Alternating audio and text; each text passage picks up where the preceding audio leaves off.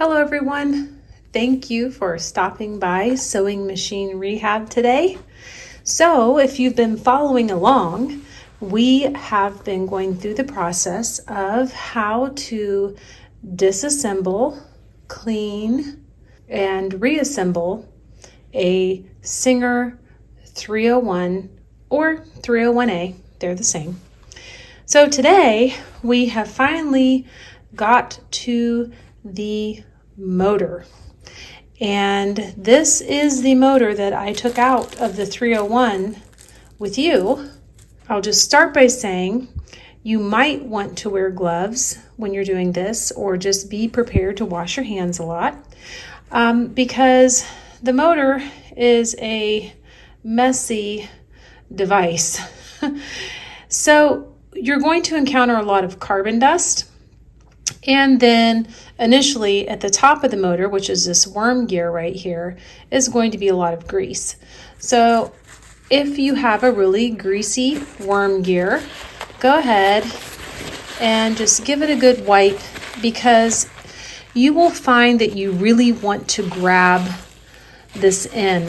So since you're probably going to grab it, go ahead and wipe off some of that extra grease if it's there right now. And that'll help a little bit with the mess. Anyway, this sits in your machine upright, and the shaft goes up through the hole that we looked at earlier, where I explained that you should not have your wiring in the way. But this is actually not very hard to take apart. Very few screws, surprisingly. And if you know what you're doing, it's not really that hard to clean up. But kind of my first test that I do with a motor once I have it out of the machine is I hold it in one hand and I grab the worm gear and I just give it a spin. Because when I test out a machine before I take it apart, it could run slow, but I don't always know if it's the motor or something else going on in the machine, just a lot of grease and gunk or what. So what I'm looking for is how freely does this worm gear turn in my fingers. If you're doing this and it's not turning at all, or it's very hard to turn, then you probably have a lot of dirt, or you may have an issue with the bearing in the top of the motor. But if you can do this, and when you release it, it still continues to spin, chances are you have a good motor that just needs a lot of cleaning. Once we get inside, we'll take a look at the wiring that's there and things like that. But when I spin this motor, and I'll kind of keep my eye on this screw right here, I'm going to give it a spin with my hands. And I can see that even when I let go, it continues to spin a little bit. And that makes me happy. So in the top of the motor, there is a bearing. And maybe when actually, I'm not going to get it any further apart here at the top where you're going to be able to see the bearing. But if you've ever looked at, say, a skateboard, there's a little bearing with ball bearings inside that really mimics some of the bearings that you would see on a skateboard wheel. That's what's pressed up into the top of this motor. So if this is turning fairly freely, you don't need to worry about the bearing up here. So this worm gear is what contacts the gear on your hand wheel.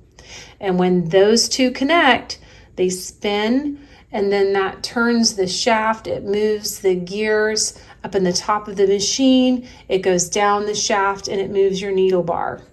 So it is an important gear, but generally you shouldn't see any damage here. I've never found a gear that was damaged, or, like something had gotten stuck in it or something like that. So what we want to do is we want to take this motor apart, and we want to look inside.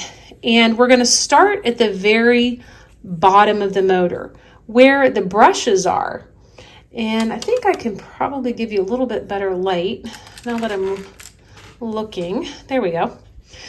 So if you look at the bottom, you have two brush covers. Here is one, and here is one. And if you're looking at your motor and you see this little silver tube here, this is a grease port. And it actually is something that you will fill up with grease from time to time. There's a little wool felt wick in here that goes all the way down this tube inside, and it actually greases a bearing in the bottom of the motor. But you should see that. I have actually had a 301 that didn't have that. So I don't know why, if it was like replaced with a different motor or what, but you should see this. You will also notice there's a screw here on the bottom and there's a screw here. These are your brush covers, and it's designed so that without taking the motor out, you would be able to uncover the brushes and replace the brushes and never have to take the motor out. So the first thing I do is I undo both of these screws. I take them out and I check the brushes out and see how they are looking as far as wear. And just like every other screw you've run into so far on this machine, this is a flathead screw. And because there should never be any oil or grease down here, these brush covers and screws shouldn't ever really be stuck. But it just takes a couple turns. The screws fall out. Good news, no right, no left. The screws will work on either side. And you just kind of tip it and your brush cover will come off. So here what we're looking at, we can't see the brush yet, not totally, but you should be able to see a little bit of it. If I'm looking, I can see a spring that goes down this little brass insert here, and right there I can see the beginning of the carbon brush. So there's a decent amount of brush left here. So let me first take off the other side. Since I don't have to worry about mixing these two up, I may as well just take them both off. And this is what I would recommend. Just find a container to put all these pieces in. Nothing's too similar that you're going to get it mixed up as you're getting it ready to clean.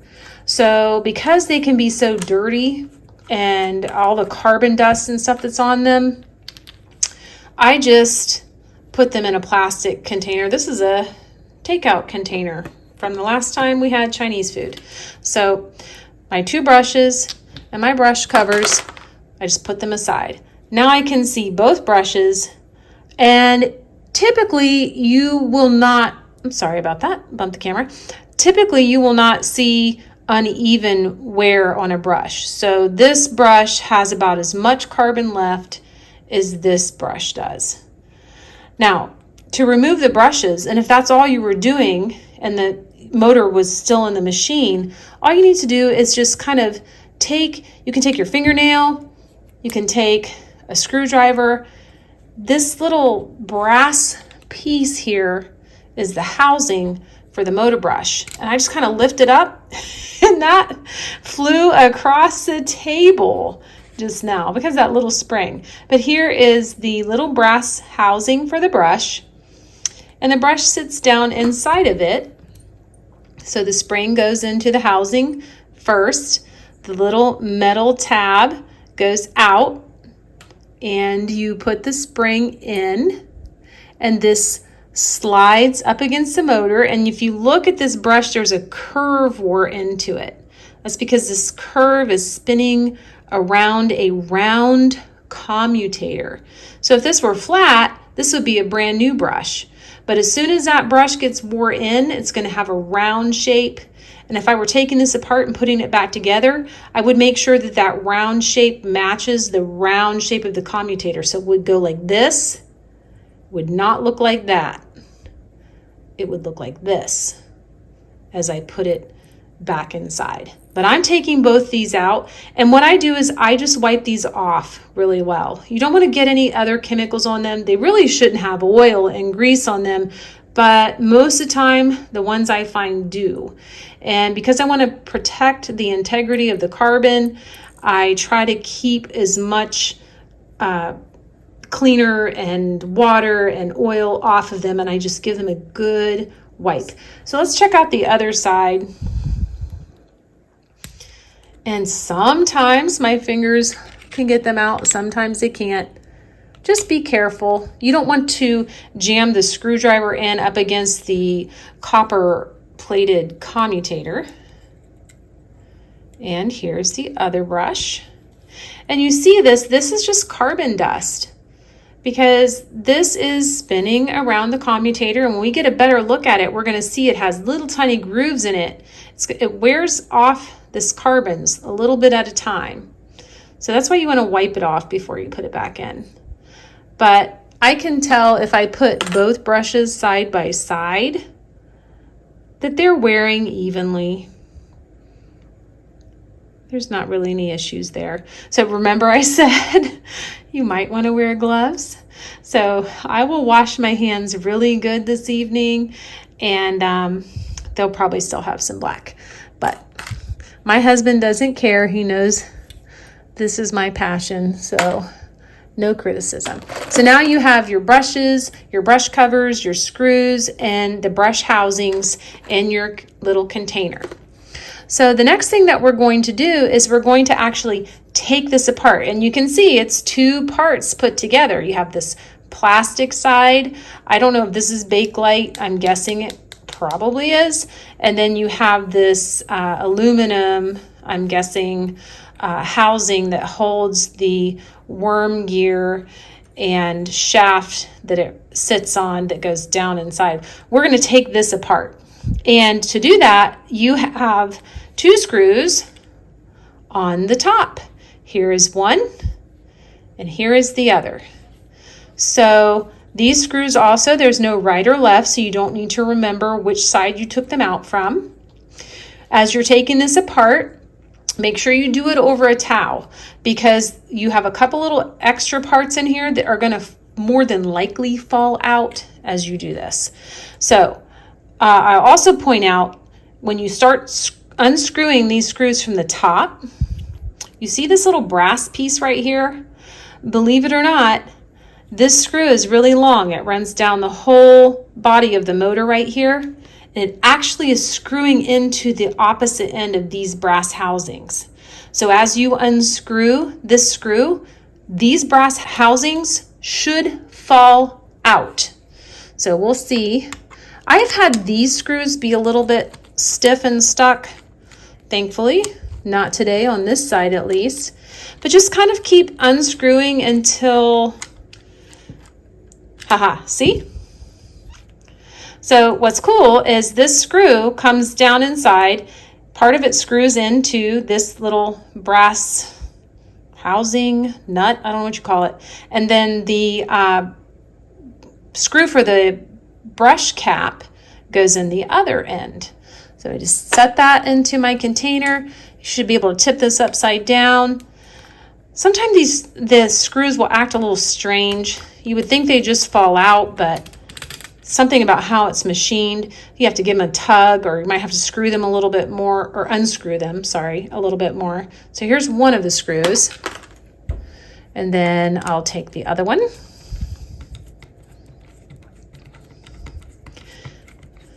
And it's a long screw. I just kind of wait for that brass piece to just fall out. I don't know why I get so much joy out of that, but I do. Okay, and just tip it. Here's the other screw. So now I can take this motor apart. Before I start yanking and pulling on things, even though I'm excited to look inside, do you see right here, you have this little U-shaped copper wire, and here, this little U-shape. These are little contacts that work with the brass housing for the brushes. These are soldered right here, and right there is another solder point. You don't want to pull the motor apart until you just take your finger or a screwdriver and sort of free this. because if you start pulling apart the motor and these are still tucked in here, you could break that solder and then you would have to fix it. So now that I kind of have these free, they're kind of dangling a little bit, they have not so much tension on them, I can start pulling this motor apart. Now, I am doing this over a table, and as this happens, you should see, before you get it totally apart, you should see this little piece and this little piece fall out. And don't worry if this little piece here doesn't have these tabs. Sometimes they don't, but generally they will. This is a little insulator, and I'll show you what it does in a moment. This is a wedge, and this is what keeps this tightly together. It probably stops any vibration and that sort of thing that happens when the motor's spinning at a really high speed. Keep your eye out for these. You need to have these when you put the motor back together.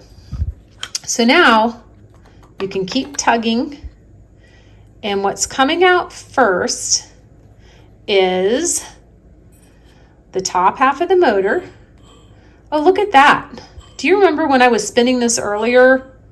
It didn't have nearly as much free spin as it does now. Now it goes around several times before it stops. This bearing is A-OK. I don't need to worry about replacing it. And more than likely, you won't have to do that with yours. And if you did, I would probably ask for help. It is a little bit more difficult. It takes some special tools.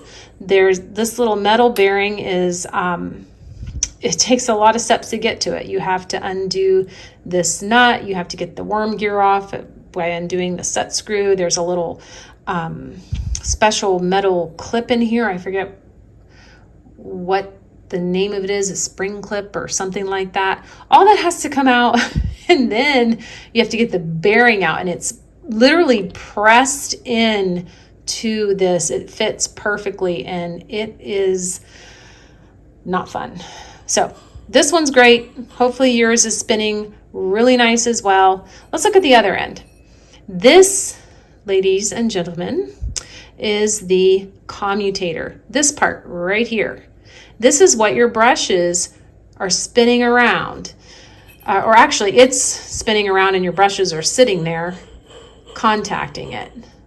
So that's why it looks really dirty. It has all this carbon pressed up against it as the motor runs, and that's where all this black stuff is coming from. So what we'll do when we clean this motor is we will clean out the extra carbon dust in here, and I use electrical cleaner. If somebody has an issue with that, let me know, and let me know why, because right now it's worked great for me. And then I will polish this commutator up and get it nice and shiny, and all the copper will be showing again, and I will have a super fast motor when I do that. So this is the end of the shaft that starts up here, runs all the way through, and ends here, and it connects to a bearing in the bottom of the motor, which we'll get to. It's right down there.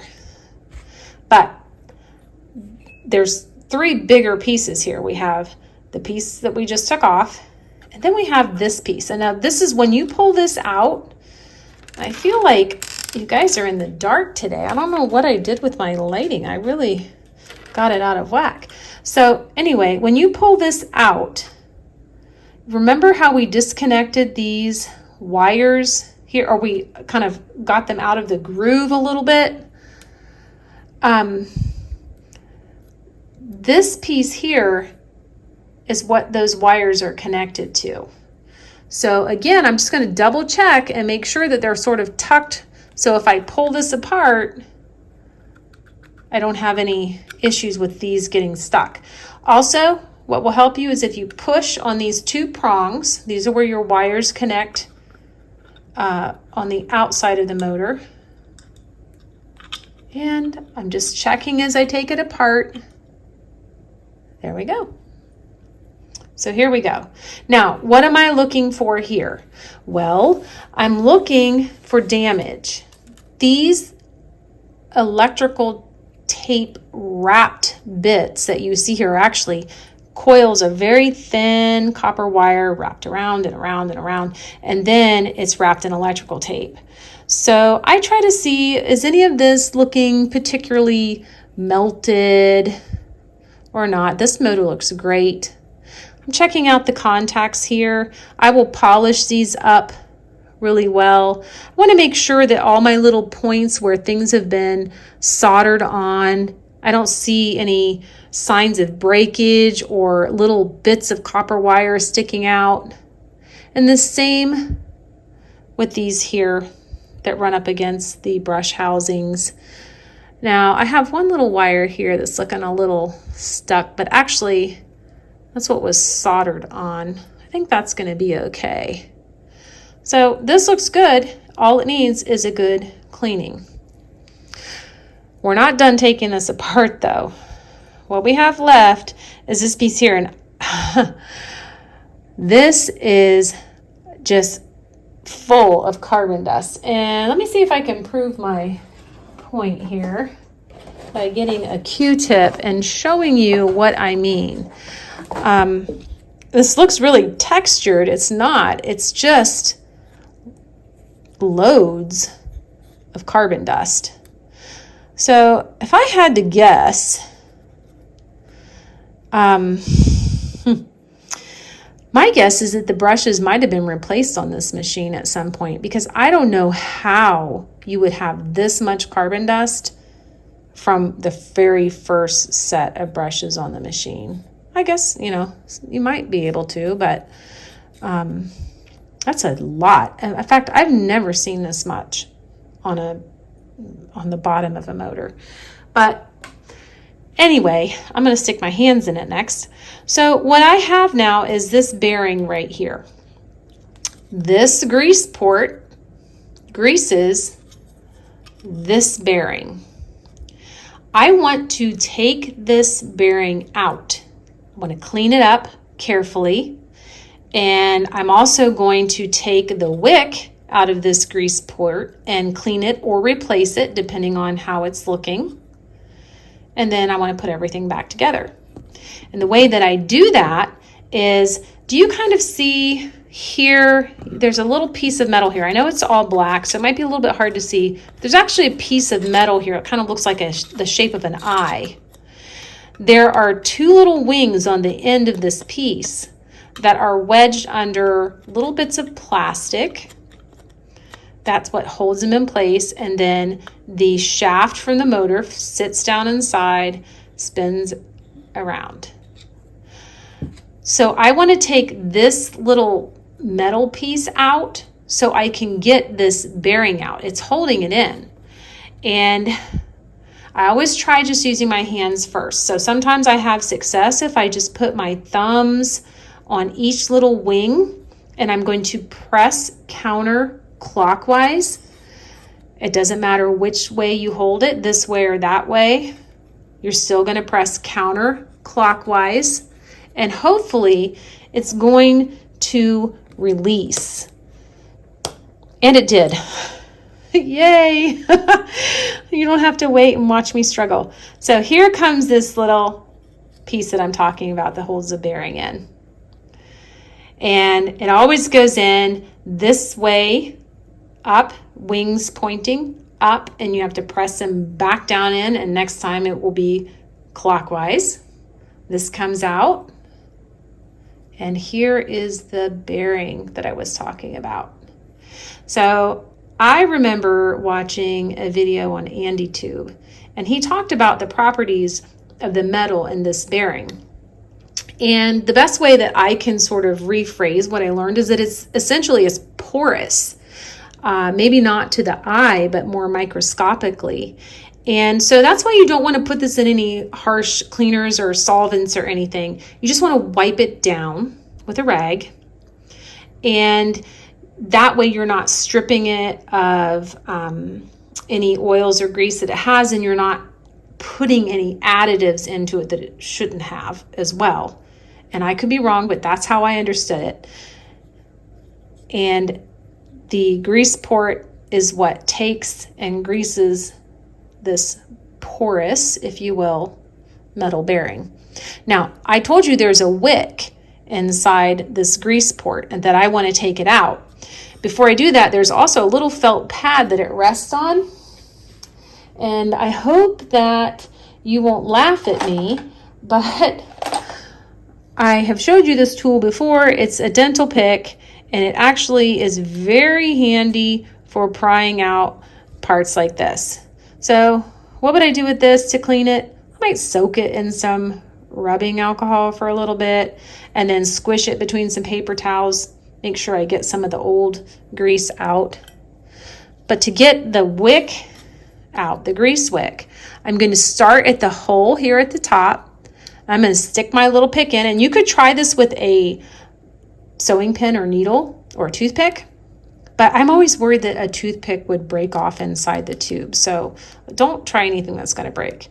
And I'm just going to put it in the hole, and then I'm just going to start pushing gently like this. After I do that a couple times, I'm going to flip this over and see, can I see the grease wick? I can. I don't know if you can. Depending on how stiff and hard that wick is, we'll see what, actually the chances are of me getting it out this way. So I guess I can see a little bit more of the wick. Not much. I'm going to try a few more times. Let me try just picking it out from this end. All I have to do is just kind of get it started. I have a feeling it's just really packed in here. Yeah, that's working. I'm just slowly getting a little bit of this pick in, then gently pulling. I have a feeling it's going to break in half.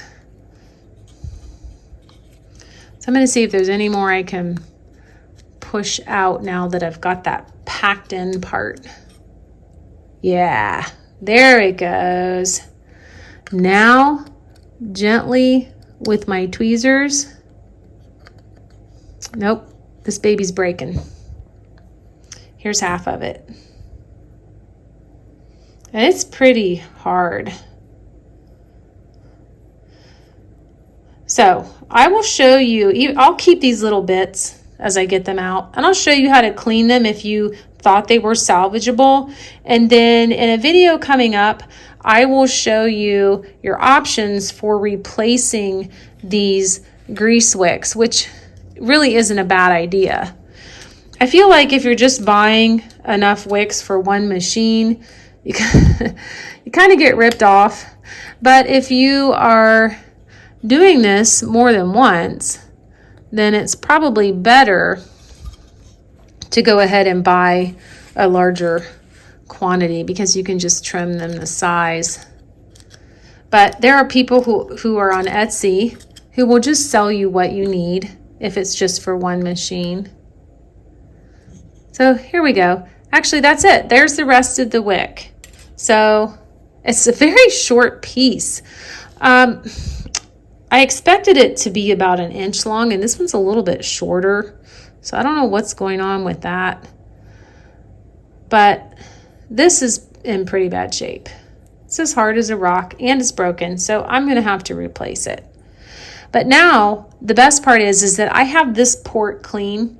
So when I'm cleaning this part of the motor, and I don't need to worry about any of this getting wet, I could put a lot of different chemicals on this. I'm going to use Kreg cutter and a toothbrush, but dish soap, whatever you are comfortable using, you can safely do that. And as long as you get it completely dry, it's going to be fine. This, I have been told this piece comes out, and maybe that would make it easier to get the grease wick out.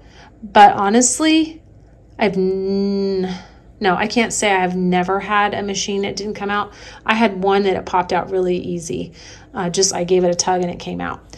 But but I'd be worried about forcing this grease port out and it breaking this plastic case. So what you have here are some dirty hands, the bottom cover to the motor, hopefully a whole grease wick, not one that's broken in half. You have a metal bearing. You have the little winged tab that holds a metal bearing in place after you put in this little felt first. So that goes in first. You have this coil of wires, the prongs that are seated inside these plastic holes here. That's where the plugs, the wiring plugs get plugged into. You have some wedges and insulators. So this little insulator was sitting like this before we took it apart, and the plugs for the wiring were coming down through here. You have a little wedge. You have the top half of the motor with the shaft and the worm gear and the commutator. And you have brush covers, the screws that hold the larger portion of the motor together, the housings for your brushes, these little long brass nuts that the long screws and the brush cover screws screw into. There's the brush cover screws, and you have the motor brushes. This is going to go back together so easy. So we'll get it cleaned up. So in our next video, I think it's time to start cleaning parts. And what I think I will do is I will show you how I clean them. I am not going to make you sit and watch me clean every single part. So any parts that I think need a special or different kind of attention than the rest, I will try to, give you some tips on how to do that. But I'll show you how I did it when I first started working on machines pre-ultrasonic cleaner days, because I know not everyone's going to have one of those cleaners, but most of my parts I will be cleaning in an ultrasonic cleaner. Then after we get the parts cleaned and dried, and that will be a brief instructional video for you that you can then clean the parts at your own pace. Then we will get into talking about how to clean the body of the machine, the gears inside the machine that we did not take out. That's a big one. And then after we do that and everything's clean and dry, we'll put the motor back together and we will put the machine back together. So if you have been following along, I just want to thank you so much. I know that a lot of you have subscribed, and I appreciate that so much. Like the videos as they come out. If you're a new person here, please like and subscribe, and then go back and watch all the previous videos on how to disassemble a Singer 301, and then you can catch up with the rest of us. Anyway, thank you so much for watching, and I hope you didn't have this happen, and I hope you have a great day, and we'll see you again real soon.